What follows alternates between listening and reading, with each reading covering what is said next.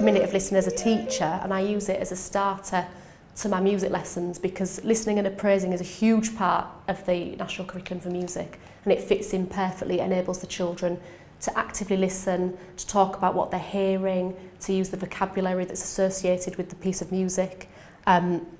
And they really enjoy it, and it exposes them to a whole range of music that perhaps we wouldn't expose them to as teachers.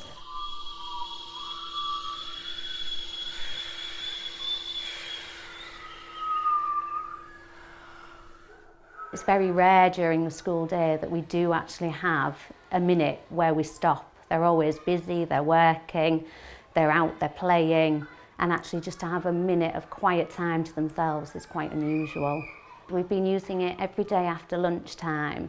We found this a really beneficial time for the children. I was able to choose any slot in the day that I liked, but knowing the children at our school, I felt a calm, quiet space would be most useful straight after the lunchtime rush. I think it helps you build up your imagination. I like hearing different pieces of sounds all put together, sounds that I've never heard before, and mysterious things. You get to close your eyes and think think in your head what you're listening to and where it might be.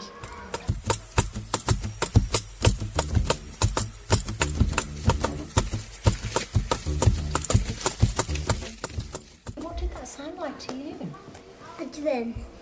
I think I might have heard Bayaka in the Central Africa. Mrs Jones made an earth bow to show the children how the musical instrument worked and how the sound had been produced. And this afternoon, in their continuous provision, I think they're now going to go and make the bows, and they're learning just from one small piece of music, just 1 minute of listening. I can see how it could be used in other ways.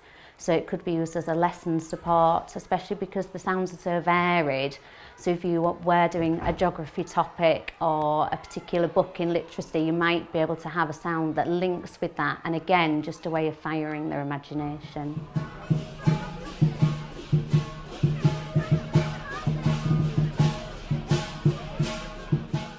So I've drawn all the houses, the traditional Chinese houses, and I've just drawn a couple of people playing the bongos, because that's what it sounded like in the background.